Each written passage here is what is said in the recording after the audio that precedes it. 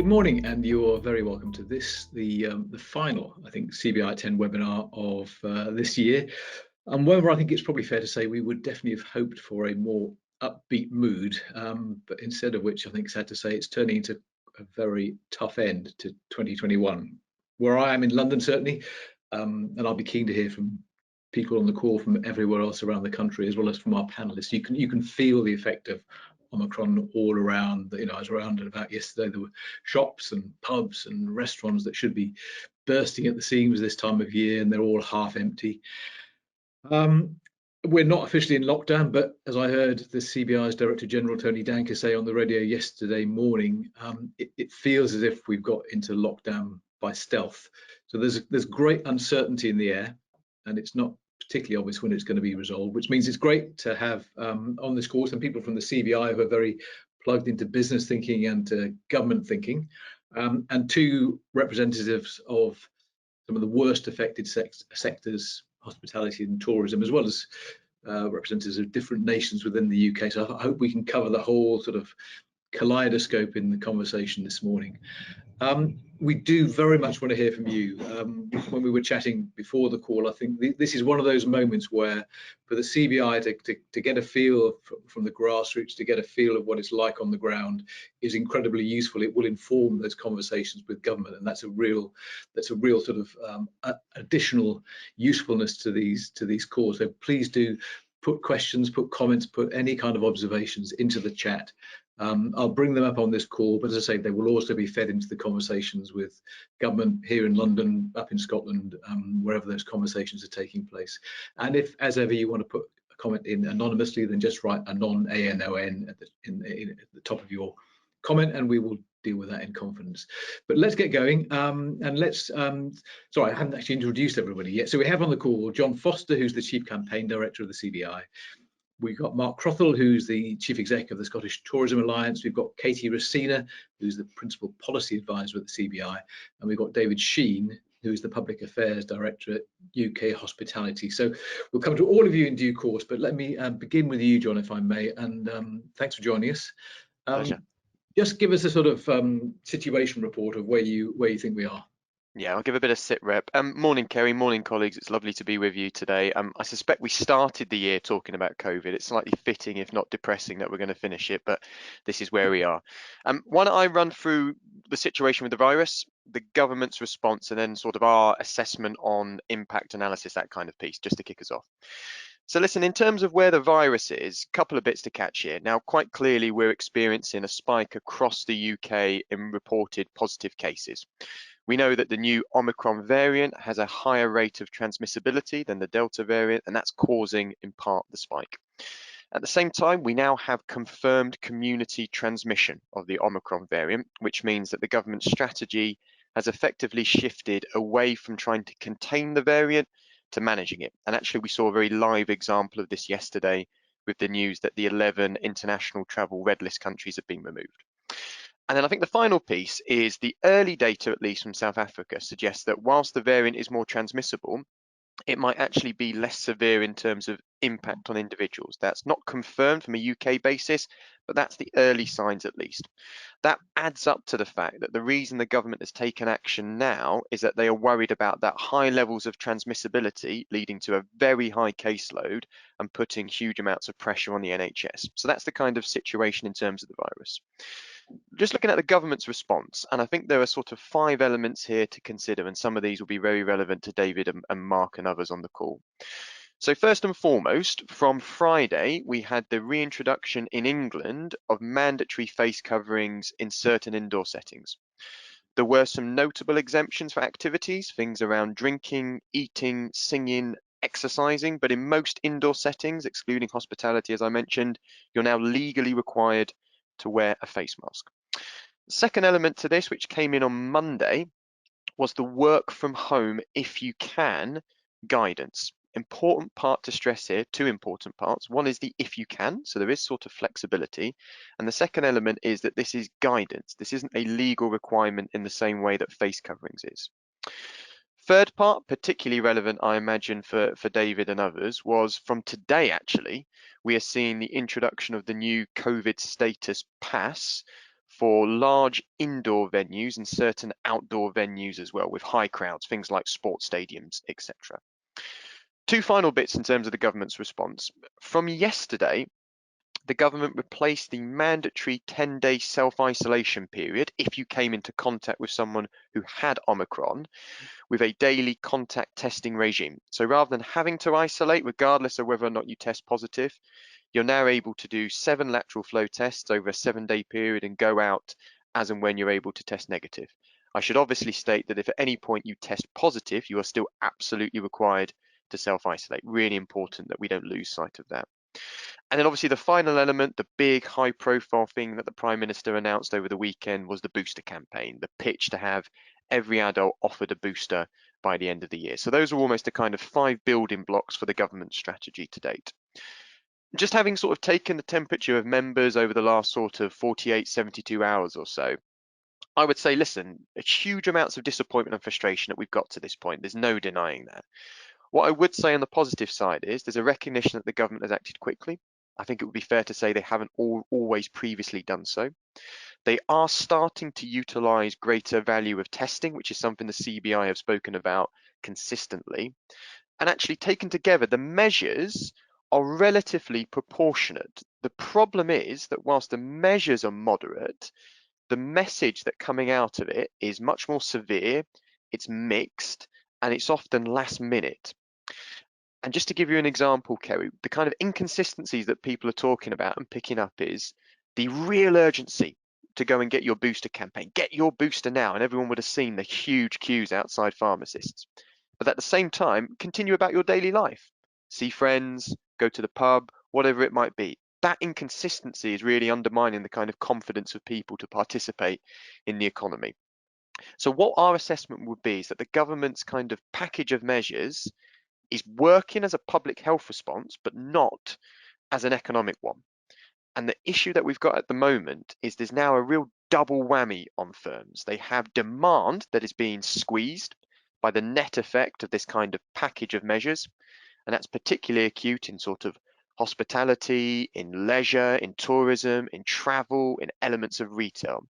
But at the same time, the government isn't coming forward with a package of support to help those businesses deal with this sort of demand hit that it's been very deliberately driven as part of that collective net impact of those measures. And so I guess the sort of final message to sort of kick off with, Kerry, is one of the things that we've been speaking about in the last 24 hours or so is the need to be incredibly aware of the unintended economic consequences of the package. Yes, we need to look really carefully at the public health impact, but let's not lose sight of the impact that these measures are also having to the economy as well. Because it seemed to me, John, that the government was quite explicitly and deliberately trying to balance those two things. It did seem to be it was trying to take into account the needs of the hospitality sector, particularly at this time of year. And it, as you say, it allowed itself and it included in the measure some latitude for that sector. What do you think is the way out of the problem that created where, you know, on your readout of things, they haven't got that balance right? I think I would say that public response is perhaps a little harder to judge, and people are making their own decisions now and staying away from city centres and staying off public transport and all that. So what's the way to get the balance right between the public health response and the economic impact? Yeah, it's a really good question, Kevin. We were chatting about this before we came on the call. So I think there are a couple of bits to this. We need to boost confidence for the ability of people to participate and work safely in the economy. And that's the problem at the moment. There's been a big confidence dip, and that's then impacting on demand. So I think the government just needs to almost tilt the messaging a little bit. So the messaging almost needs to be as simple as get boosted, get tested, wear your face covering, and participate safely and confidently in the economy. So the bit that's probably missing in the government's plan, we gave a nod to this in what I ran through at the start, is let's dial up the testing piece. So I think actually testing, and the government start to utilize this a bit more, can be that trigger for ensuring that people have greater confidence to go to work, to be able to participate in the economy, to be able to see people confidently and safely. And I think at the moment, what you've seen is people have rushed to try and get lateral flow tests. And actually, we've now got an issue with, whilst the government is saying that the supply exists, actually they're not able to get it to the places that are necessary. So I think there's an obvious pinch point in terms of addressing that issue just changing the focus of the messaging a touch, and then quite practically dialing up the frequency and regularity with which we're encouraging people to get tested. That will be our sort of our elevator pitch, if you like, for what the government needs to be thinking about now. All right. And you think it's possible to do that now, even though there's quite a lot of moving parts and quite a lot that's still not fully known about Omicron? Oh, absolutely. So I think one of the reasons why we would say that actually, in balance, the work from home measure is a fairly proportionate one, is it gives the government time to be able to identify what the impact of the variant is. So I think as a temporary measure, fine. I think David and others will say this. The risk that we see is this kind of perennial working from home. It can't get into a situation where every time a new variant or so pops up, the whole economy goes back into working from home and we have this kind of big drop off in confidence. So actually, we think it's perfectly okay to use this period between the 5th of January to do the working from home piece, to dial up the testing that the government can be doing now, and then from that 5th of January moment, outline, okay, what's the route map for how we safely and confidently emerge from these series of restrictions. That would sort of be the kind of general direction of travel that we'll be working with the government on. Okay, John, that's fantastic. I'll come back to you later in the conversation, but let me jump to initially to Mark and to David. Mark from the Scottish Tourism Alliance. Can you give me a sort of a report back on what your members are saying to you? What are you hearing from your members across the Scottish tourism sector? Well, thanks, Kerry, and good morning, everybody. Obviously, we're slightly different up here in Scotland, and have had many of the measures that John's referred to already applied, as far as mask wearing and the passport piece as well. We've obviously had nobody working in offices and city centres for some time now. The mood, I suppose, around communications has been one that has caused great concern. Last week, out of the blue, you know, we get the Public Health Scotland messaging coming out saying cancel all Christmas parties, and the actual ricochet effect of that was just phenomenal, with mass cancellations and just complete removal of public confidence, and you've seen, you know, businesses basically hemorrhage a huge amount of cost over that very weekend because of the cancellation.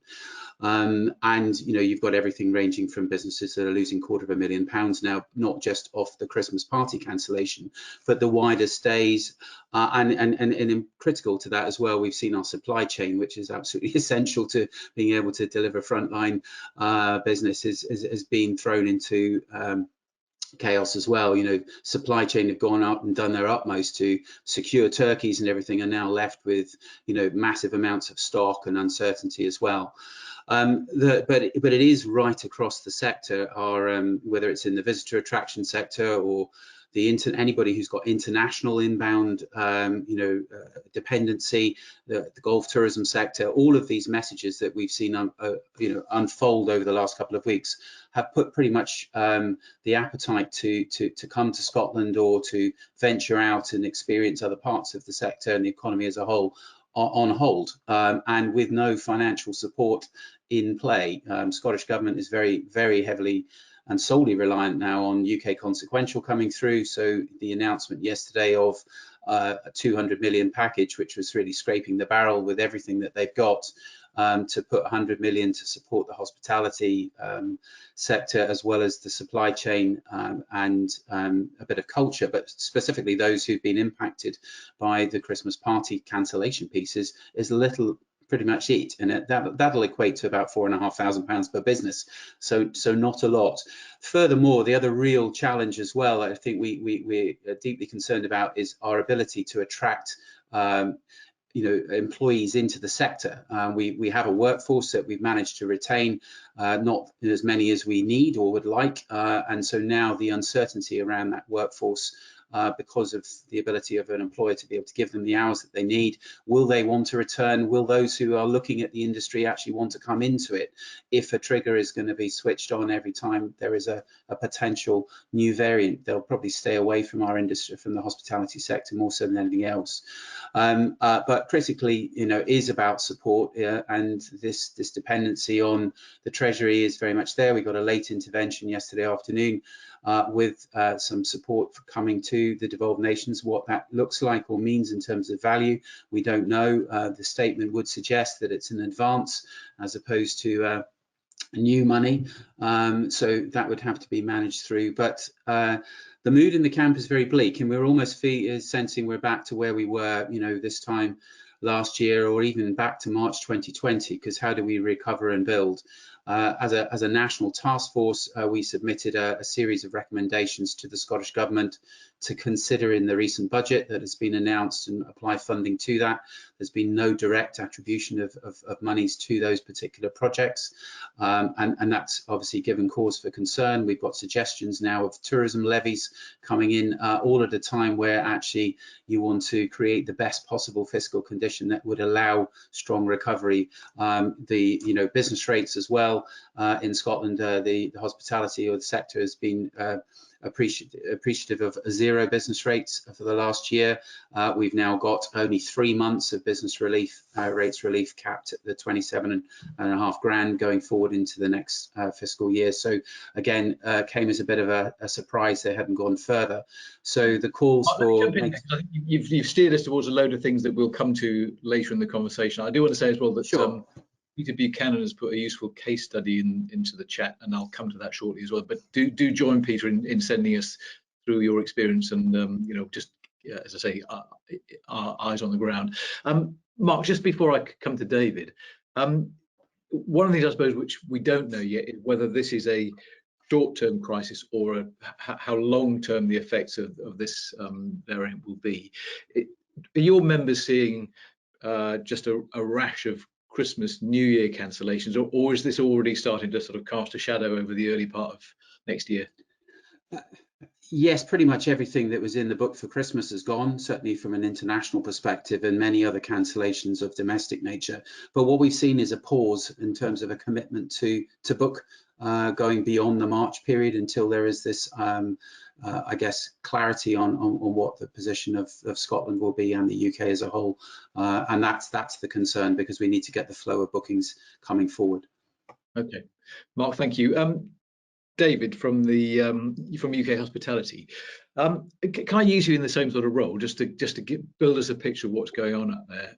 Particularly, as I say, I'm conscious I'm in London. I've got a view of what's going on here. But if you can just sort of tell us what regional variations you see, what variation between big towns, big cities, smaller places. What's the picture?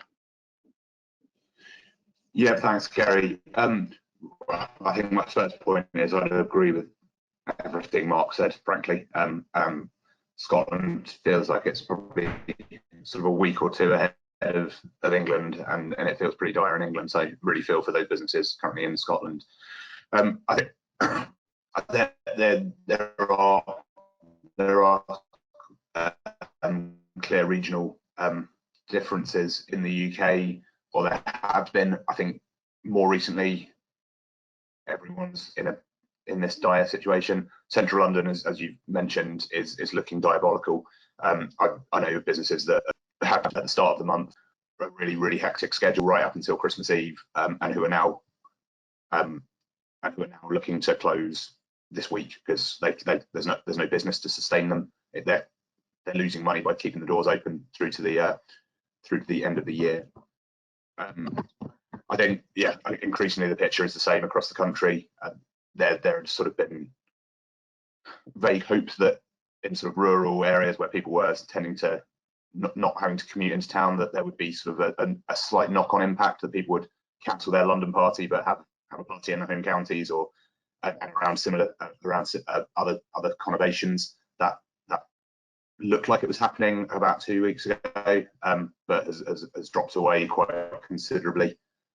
I think, as John mentioned earlier, that hospitality has actually received some relatively favourable treatment, certainly compared to previous years last year when restrictions were particularly harsh on the sector with Scotch Egg Gate and the like. So I think government has actually taken into account the needs of the sector and has tried to balance restrictions against the need for businesses to be able to trade. But as mentioned, the consumer sentiment's just has just been knocked away. The legs have been knocked away from the consumer, who, whilst they are still relatively free to go to the pub, go to the local restaurant, they've been told pretty much that, well, they've been scared into thinking that that's not a very sensible move, and the sort of fear, particularly of missing Christmas with family due to catching the disease. It's an understandable reaction from people, but yeah, it's hitting really hard, and those big bookings have all but dried up. So yeah, whilst I speak from a London perspective, I think from across the membership, across the country, across the whole of the UK, it's pretty dire, I've got to say. But David, let me just pick up on that point, the one that John raised earlier on about this sort of balance the government has tried to strike between the public health approach and the economic consequences of it. And as you said, it seemed to sort of a straightforward readout that they had tried to give the hospitality sector at least a chance at Christmas. If your members now were to revisit the deal, the government, would there be any sentiment, would there be any feeling that actually it would be better to have a fuller lockdown with fuller economic support, or would the inclination still be to try to trade through this, do you think? It's a very good question, Kerry. I think we're a very resilient sector, and not a sector that wants to be relying on handouts. So the natural instinct of all operators would be to try and trade through and do everything we can to maximise December trade, particularly given how crucial it is in terms of overall revenue, but crucially profitability. So the instinct would be would certainly have been 2 weeks ago to do everything we can to trade through. I think that probably even today probably still holds true for many businesses, although many are probably so down in the dumps about how everything panned out, particularly the last couple of days. And okay, we're struggling a little bit with your internet connection, Dave. Yeah, so okay, let me leave you for the time being, and maybe Robin can see if he could sort out a better connection. Turning to you, Katie, let me just bring in this case study I mentioned from Peter Buchanan, because it opens up an interesting area of conversation. So Peter has written in to say, I own a company in the travel sector. We were making good progress until last week. We've seen a big drop in sales, and we'll be struggling to survive without government help again. There needs to be sector-specific help if this goes on any longer. The bounce back loan and furlough could be brought back in quickly. So maybe we'll just take that as an opportunity for you to tell us what the sort of conversations are with government, what you think is, possibly on the agenda, what's still firmly off it. What are you hearing from your conversations? Yeah, so it's a good question, I think, on everyone's lips right now. So I think what we are seeing at the moment from government, and it's the message that CBI is really pushing, it's about living with the virus. So looking at financial support, but also limiting the impact of restrictions, where the testing piece comes in that John was talking about. In terms of what we are seeing right now, I think it's very much looking at what is already available to firms. So we've had mention of bounce back loans, we have the recovery loan scheme, so making sure that there's not that cliff edge of support for those coming to March, where quite a lot of measures end. But there's also quite a lot of the local authority grants which have not been fully spent yet. We need to make sure that is getting to firms as quickly as possible that are kind of having the most challenges. So additional restriction support. There was also business rates relief funds that were announced in the March budget, which still hasn't been orchestrated out by government. There's real priority to get that out to firms. But I think the other kind of thing that we're looking at is what might come after the 5th of January, where we've got the review. So that's where we're going to start to have a greater conversation about, if restrictions are still in place, are we needing to go back to looking at extending the 12.5% VAT decrease that we've had for hospitality and tourism? Do we need to look at how we support that cash flow with fixed costs? So how do we look at business rates and making sure that we actually extend some of those supports? We mentioned international travel with the AGOS scheme, which has helped kind of aviation, the airport. So does that need to be extended for another 6 or 12 months? And then the big one that's on everyone's lips is obviously the furlough scheme, job retention scheme. So To be frank, I think the bar is very high for that to come back in. I would say at the moment that is absolutely not at the forefront of government mind at all. But government is very aware that when you put whole sections of the economy into lockdown, we do need to support jobs, we need to support employers and livelihoods. And so if we were to see whole sections of the economy go into lockdown, then that's when that kind of grown-up conversation about do we need to see a return to furlough might come back to the fore. And that's the kind of thing that we'd be looking at. And I think what we've been looking at from the CBI point of view is having a scale of measures. So if you have these types of restrictions, this is the type of support that's needed. Yeah, and Katie, staying with you, I mean, that question of, I suppose one of the things that really interests me is whether things may be different this time because of the nature of the variant, which is spreading, it seems, at incredible speed. But because also of the speed at which we're trying to roll out the booster jabs, is there a sense that this might be brutal, but it might be short, unlike previous outbreaks in that sense? Yeah, so I think it's just too early to say. So I think this is where we can go back to where the measures are having acute impacts on different sectors. There's kind of the three buckets. We've already heard about those sectors that are directly impacted by the measures. So that's your hospitality, your travel, your tourism, leisure.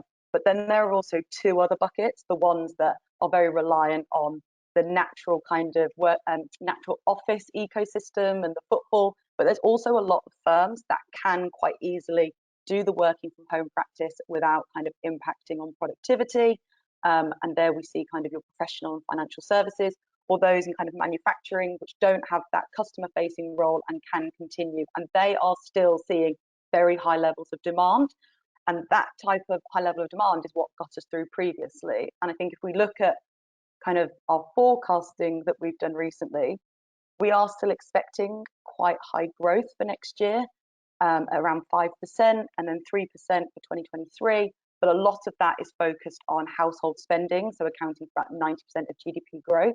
So I think that's the bit we need to look at. If we start to see a reduction in household spending, we're likely to see it move where it's being spent. We're likely to see it move away from kind of consumer services into kind of goods. You know, everyone remembers there's lots of DIY taking place, lots of household products being bought, and also moving away from city centres to kind of those out of town and from bricks and mortar. But if we can keep that going and we have restrictions lifted from January, it might be quite a short shock. But it's quite early to tell at the moment. Mark, can I come back to you? Because I'm very taken with the point that John raised and others have mentioned as well about confidence and how we build confidence in people to not just retreat, but to participate in work, in society. How do we get to that point? How does that look to you from the Scottish perspective? Because the rules are different. You know, one of the features of this whole thing has been different sets of rules in different nations. How would you deal with that confidence question, particularly from a Scottish perspective? Well, I think we do have to create a degree of normality, and we have to allow people to trade and work and go to the office, but do it in a controlled fashion. And I think you have to have the confidence in society that they will step up to the plate and behave in such a way that, you know, for their own mental health as much as anything else, to be able to get out, have those interactions in a controlled way, to be able to enjoy that release time in a restaurant or out doing some adventure activity or playing golf or whatever, and not put this fear into everyone through messaging. And you know, it is that sort of big fear piece. I mean, going back to the sort of cancellation piece, it's actually the large corporates that have cancelled. It's not so much the small groups of businesses or individuals that are still wanting to go out. But we have to, you know, I guess the booster piece is the big one. And you know, once everybody is jagged and we're out there, and we have to be able to work that ticket. And not, I mean, the isolation piece up here again, I think is, again, I've sort of said earlier, is more severe than it is down south in terms of the conditions. Even if you've got a negative test, you know, you're still having to isolate for 10 days, and that's putting everybody into I guess a mindset of I'm being locked up again, but I do think, we've proven over the time where we have had a degree of normality, and it will be again with masks and everything else, that we can live and work in that space. And there was a genuine sense that we were coming good. The mood in our conference only last week with 1,000 people attending, we left in a very, very upbeat way, with sense of, yes, we're getting through this, and 2022 is going to be, a positive year. And then all of a sudden, a big kick in the teeth on the Friday. So, but I think our sector in particular, tourism and hospitality, we're all about giving people the opportunity to have fun. And actually, if you remove the place of fun, it's very difficult to have fun, of course. But the resilience that the sector's shown, and the investment that the sector has made in making sure the environments, whether it be in a restaurant or be it in a visitor attraction or otherwise, has been huge. And you're at risk of losing many of your national assets and the real sort of competitive edge of a country if you don't allow people to start to, in your own backyard, to use those facilities and come out and be advocates for it as well. Yeah, and Mark, you mentioned mental health as a question, both in that last answer, but also you mentioned it in the chat. Are you thinking of that from the perspective of people who work in the sector, or from them and the potential customers as well? I think it's both, Kerry. I mean, I'm very, very conscious, as I'm sure everybody who is representing a business organisation is, that we've got members, and our membership spans about 80% of all tourism and hospitality businesses in the country. When you're trying to sort of keep a chairman or an owner of a business who's sitting there losing £25,000 a day for 248 days of the year in a positive state of mind, they've done an incredible job. But there comes a time where, if the mud keeps getting flung at them and the barriers keep being put in the way, it's concerning, because you want that entrepreneurship aspect and that leadership to shine through. And there's only so many sponges that can be absorbed. But also, I think in the public sense, we are a solution to some of the mental health challenges, because we provide a release in the sector for people to enjoy that break away from what might be 2-3 days home working for a long time to come. But those interactions that the opportunities we create to come together, I think, are a really important part of the way forward. Okay, John, let me come to you, and then I'm going to come back to David, who I think is with us in audio only because of his internet. There's a question come in anonymously, which I'm going to put to you, John, because I've got some sympathy with it, which says, surely the reaction of the public has been both sensible and understandable. The attempt to balance the message was perhaps ill-conceived, and the hospitality sector might have been better pressing for support rather than give a message to have your party, which might look irresponsible. The working professional services, it seems to this person impossible to balance a message to staff about not visiting an office, now designed to cope with distancing, and yet encouraging them at the same time to go to a busy restaurant or bar. I mean, there are tensions with the sort of, your push for a confidence message does have internal tensions, doesn't it? Of course it does. Listen, everyone's got huge sympathy for the government. It's an incredibly difficult wicket to play on, but there are just a couple of reflections I would sort of play back. One is, I don't think anyone, and David and Mark both said this, I think the way that people have reacted is perfectly natural, right? That's kind of should have been baked in. I'm sure the government thought about it, but people have gone through this. They are cautious, particularly around Christmas. Public reaction's been totally understandable. Secondly, there is an inconsistency in terms of the government's message. That is obvious, and I'm sure that they would themselves acknowledge it.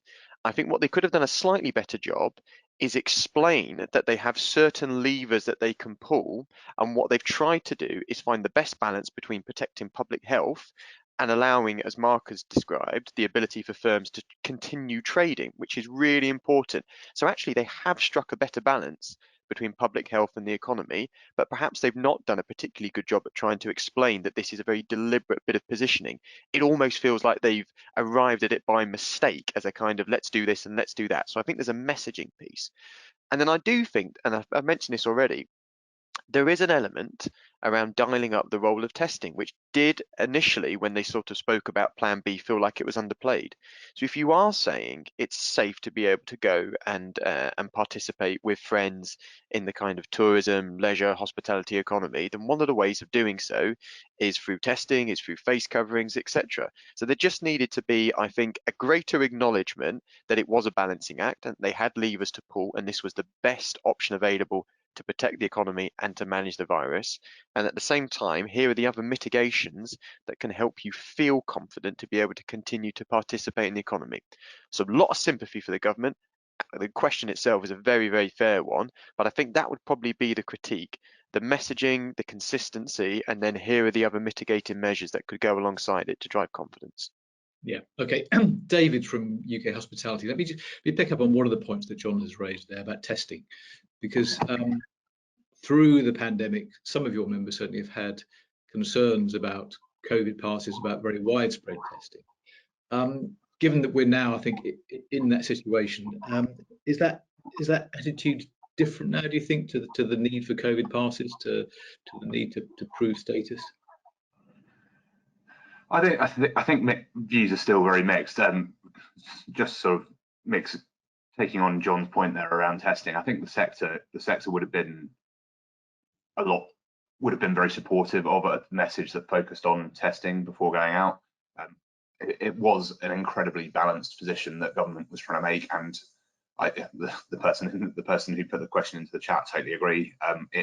It came out as a slightly odd message that you can work from the pub but you can't work from your office, by natural extension. Maybe that's just me that takes that perspective of working from the pub, but yeah, I think there was slightly confused overall messaging in the packaging, but we were obviously appreciative of the efforts that government was going to try and support the sector, and trade dipped after the first sort of week of Omicron, but it then subsequently plummeted. I think if there'd been a higher focus on lateral flow tests, for example, I think that really would have helped to support the message that you can go out safely. As Mark said, he had an event recently. We had one just yesterday, and absolutely went very, very strongly on the need for lateral flow testing, and checked to the extent that we were checking on the door. And whilst the industry colleagues were not overly happy with it, they understood the need. And I think that was a message that was broadly getting through to people, that if you're going to go out, we're in a sort of fairly critical period here. Make sure you are testing negative, obviously, and then you can go out and socialise safely. So I think that's a position that the industry could have lived with. Going as far as COVID passes, I think adds a huge logistical and sort of relationship strain between customer and business, which I think would be, we'll find out. Mark's got more experience in Scotland, but we'll find out more in England in the coming days and weeks. But we still think that's not quite the right solution as it stands. Okay, David, thank you. Katie, can I just come back to you, because we've touched on the January the 5th thing. I'm very conscious that people are sort of looking for anchors in this storm, and perhaps they haven't picked January the 5th as an important moment. So can you just sort of run us through what's going to happen on January the 5th? Is that the same date across the 4 nations of the UK? What should we look out for? The other side, I see John shaking his head there. So fill us in, Kate. Yes, so January 5th from kind of UK government perspective is where they're going to look at the kind of plan B and what needs to happen following that. And I think that's particularly important because if we see kind of a continuation of restrictions, that does continue to impact on consumer demand. And it would kind of signal that maybe the government wasn't relying on its booster programme as much as possible if we've got kind of high rates there. So I think what we're looking at is to see, sorry, I think I've got some feedback. Can you hear me okay? So very much just making sure that we have kind of certainty in what the next steps would be. If we do have continued restrictions, then we need to make sure it's really clear what support is going to be available for businesses, what that means for Barnet credentials across the devolved nations. And again, it's making sure that we get support out quickly.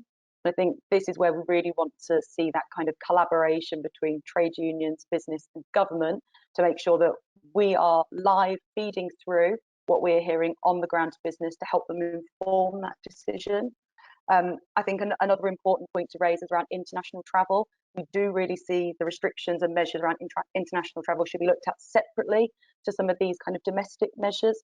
And again, we would want to see kind of maybe, as we've seen, earlier movements on there. So it's good to see the red list change, but we really need to see changes on the testing provisions for international travel as well. So January 5th is key in terms of making sure that the reviews happen. But when we're talking about areas like Scotland, we would actually want to see further progress, for example, on self-isolation before then, to move to more what we're seeing in England, where if you come into contact with Omicron or someone in your household, you can do the daily lateral flows. That's very different in Scotland. So that's a pinch point, but ongoing conversations, I think, right through this period. Right. John, let me come back to you, because we've touched obviously on the booster campaign and this, I think what Boris Johnson called this sort of national mission to vaccinate up to 1 million people a day over the next few weeks. Is that something that's just going to happen over there, or do you see a role for business CBI members in helping that along somehow?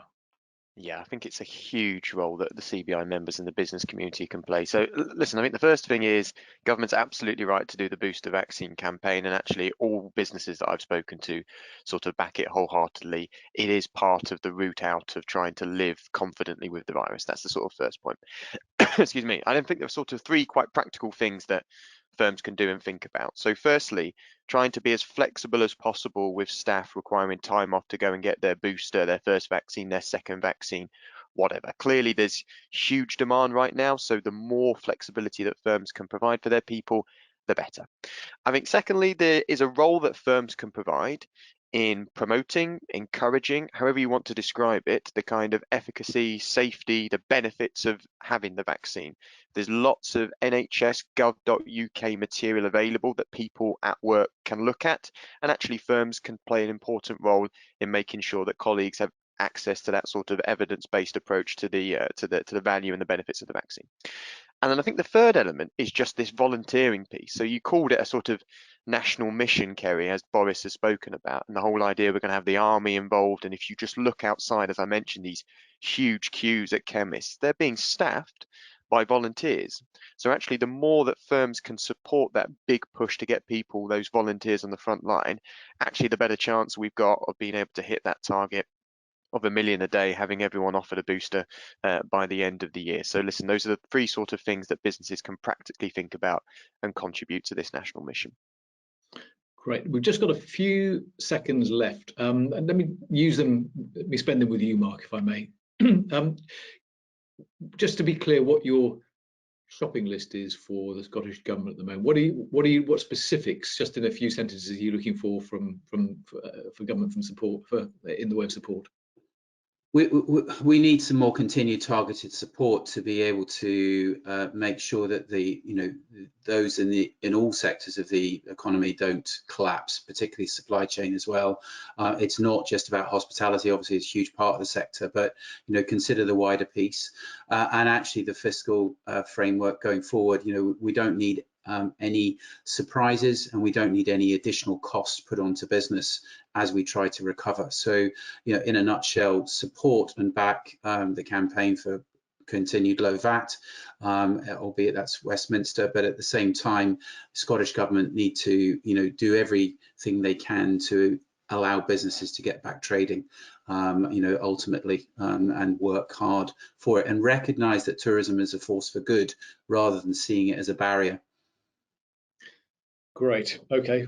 Well, listen, folks, I'm afraid we have not delivered a great deal of comfort and joy in these last 45 minutes, but hopefully some useful information, clear impression, I hope, that the CBI is fighting your corner, and those conversations with government are active and will go on through the through the next few weeks.